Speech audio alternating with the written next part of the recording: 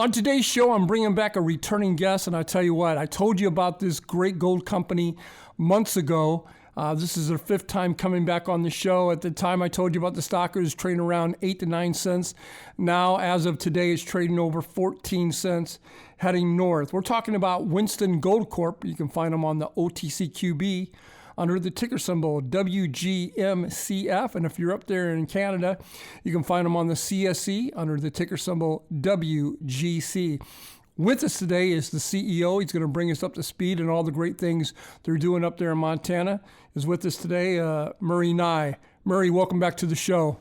Well, thanks very much for having me, Everett. It's a pleasure to be on your show again. It's a wonderful opportunity to tell our story. Oh, absolutely. You're about the only gold company that I know that is actually bringing the ore out of the ground, and then you're going to take it there with, I think you guys like 30 miles away, and take the gold out of the ore.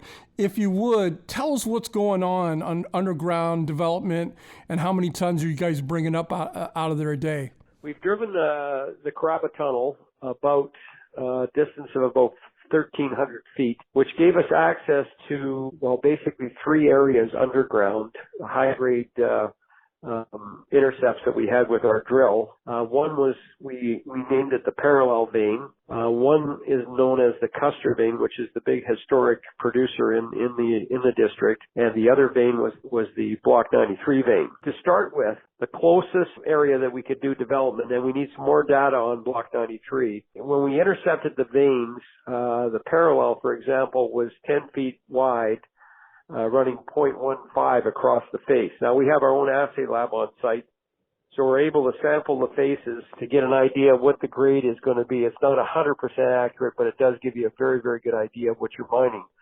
So, at these gold prices, a 0.15 on a 10-foot wide vein yields a tremendous amount of ounces on one blast. So what we're doing is we're drifting along the vein or tunnel, creating a tunnel if you like. Technically, that's known as a sill drift. So that gives you access with your big equipment, your ore trucks and your muckers to get in there. And what you do with a sill drift, it becomes a haulage drift to haul the ore you're mining above you.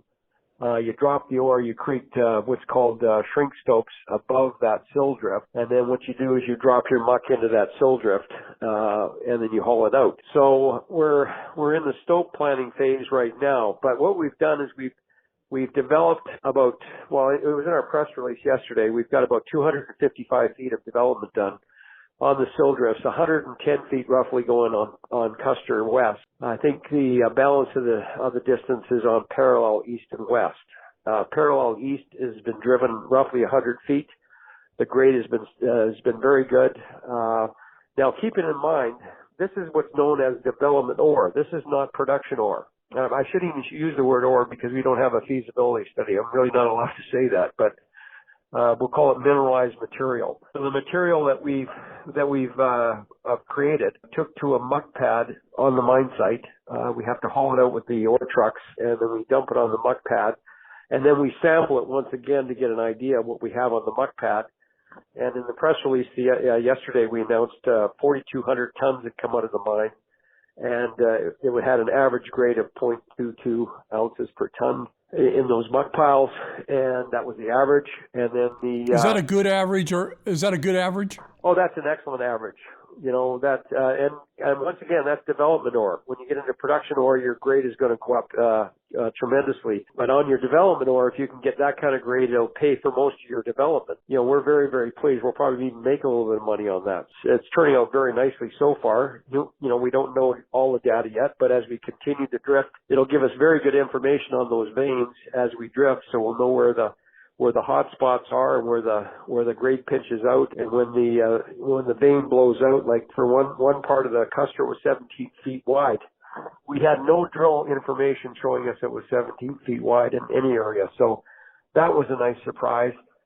So I think that's what we tried to do is drill for structure and mine for gold. So we found the structure, we got underground, we're now starting to drift on these veins, and they're turning out as good as we hoped and sometimes better. As you know, Murray, up there in Canada, the season is, if not shut down yet, it's getting ready to. What's the situation with Montana and the weather coming up here in the next month or two? Oh, yeah. Well, we're low by Montana standards. Everett. Well, I mean, when I say low elevation, it's a very good highway. It's a major highway in the state that we get to the mine site with. They don't have a huge amount of snowfall in that particular part of the state. It does get snow for sure, but we've certainly got some equipment to move the snow out of the way. So it's not gonna hamper us in any way as far as mining is concerned. You know, the guys are underground about 1,200 feet, like I said. The temperature underground is very consistent, so it's the only thing you got to watch is water lines going in and out of there. They don't freeze up, but yeah, we've got it all planned for winter, so we're good to go for year-round operations. So you're bringing the material out of the mine. You're going to take it to the mill. Where are we at on the status of the mill right now? Okay, I'm glad you asked that question. Our mill superintendent's done a tremendous job of getting the mill ready. We're just waiting on two pieces of equipment. One is known as a jaw crusher. The other one is known as a cone crusher. It's called a crushing circuit. It's portable. Both of those pieces of equipment will be on site, I believe, towards the end of this week even, or early next week. So we will be hooking that up very quickly here. And what that does, that brings the material down to, I think it's a half-inch minus. I might be wrong in that, but that's kind of what you have to crush it to feed the ball mill. So the mill is all set to go. We just need the two pieces of equipment, which are going to be on site. They're both been paid for. I think they're being delivered as we speak. So once that's installed, we're ready to put that muck that we have on the ground through that mill and hopefully produce some ounces of gold. As you know, Joe was on the show here, I believe, last month in August, and he feels you guys are sitting on a lot of gold there. I don't know if you can give me any kind of expectations of what we can expect, but I guess my main question I want to ask you guys is that when we do extrapolate the gold here out of the materials, when is that going to fall on the balance sheet?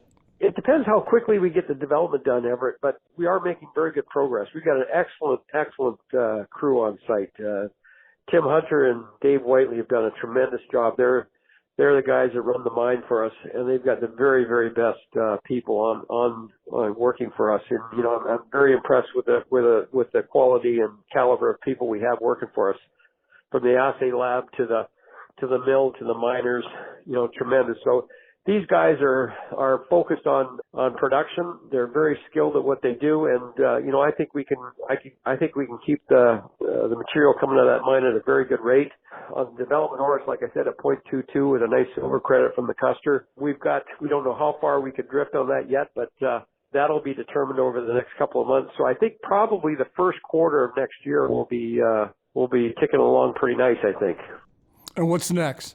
Well, more development on the property. First of all, have to get these veins, the sill drifts completed. Basically, you drift along the vein as far as you can, and then you start above that. You start what's known as shrink stope. So the stoping will start behind the development of the sill drift. So right now we are planning stopes on the drifting that we've done so far. And I think we could have that starting to happen maybe in December. The other thing that we need to do right now is we are in the process of getting a secondary escapeway established. We have to drive a raise.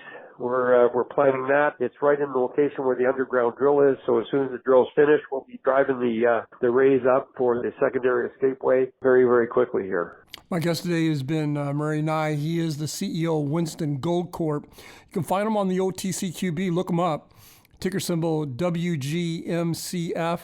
They trade up there on Canada. Also on the CSE under the ticker symbol WGC. Murray, just real fast, we got about 20 seconds left. What is it you want my listeners and your stockholders to take away from the interview today? Well, I think I want to give full credit to our mining crew on doing exactly what we hope to do in previous calls, Everett, and in previous press releases we put out and presentations. So I'm very pleased that we're on track to do what we said we would do. Well, I appreciate you coming on the show. Hopefully you guys will come back on in 40 or 50 days. Give us an update of what's going up there with the Winston Gold Project there in Montana. Thank you very much, Everett. Pleasure to be on your show. This program is entirely sponsored and produced by La Jolla Media LLC, which is responsible for the content. The opinions and information provided on this program are for educational and research purposes. Stock Day encourages all listeners of this program to do their due diligence and research when determining investment strategies that will work for them, or to seek the assistance of an investment professional.